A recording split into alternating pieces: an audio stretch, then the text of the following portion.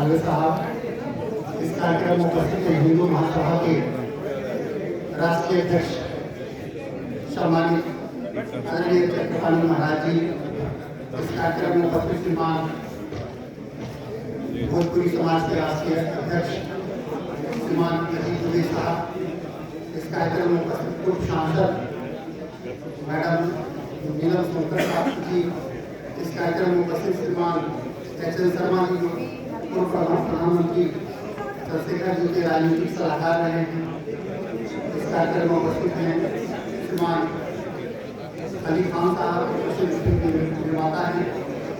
इस कार्यक्रम में उपस्थित मैडम कल्पना कुमारी जी, प्रसिद्ध लोक गायिका हैं और असम से रहने के बाद भोजपुरी जगत में एक अलग पहचान है इनकी, और लोग इनकी भाषा से नहीं, इनको लगता है कि भोजपुरी के रूप में ज़्यादा लोग जानते हैं।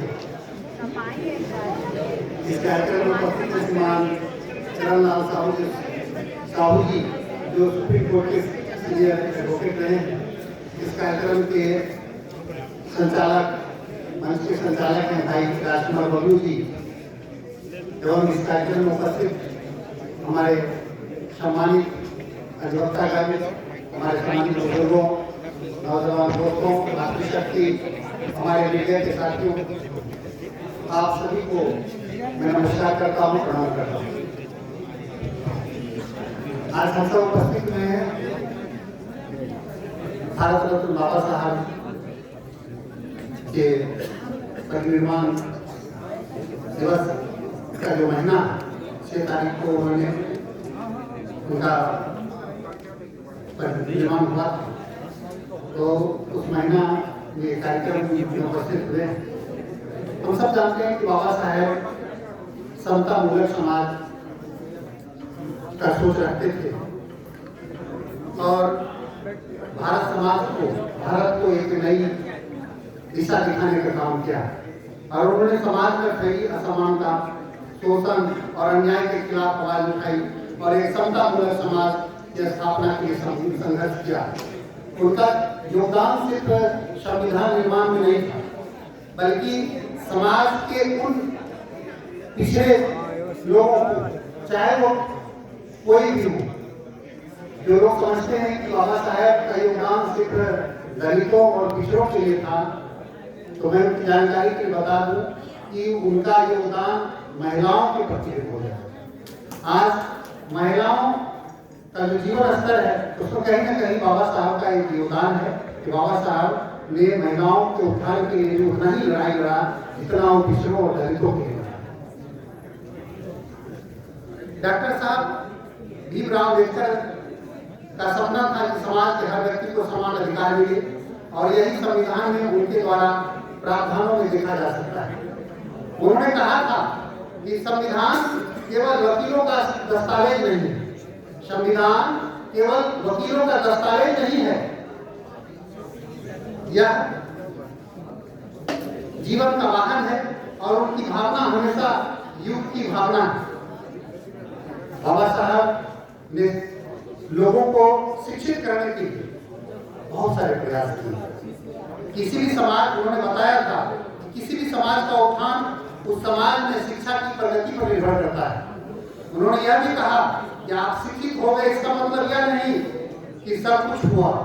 शिक्षा के महत्व में कोई संदेह नहीं है, लेकिन शिक्षा के साथ साथ नैतिकता में भी सुधार आनी चाहिए। नैतिकता के बिना शिक्षा का कोई मूल्य नहीं।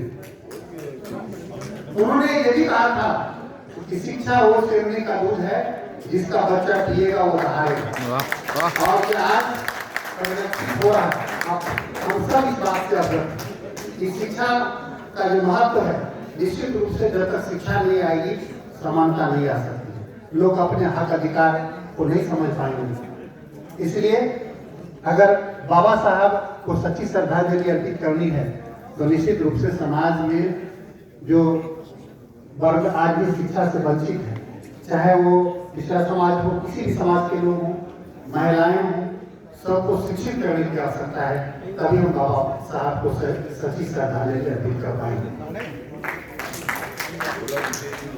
हम सबको यह समझना होगा कि संविधान प्रत्येक नागरिक को समानता, स्वतंत्रता और न्याय का अधिकार प्रदान करता है।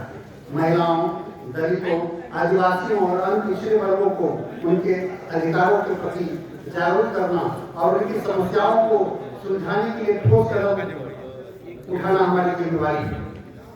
बाबा साहब ने जो संघर्ष किया, आज आप देखते हैं कि कांग्रेस के हमारे साथी सदन में कानून की किताब लेकर के, संविधान की किताब लेकर के जाते हैं।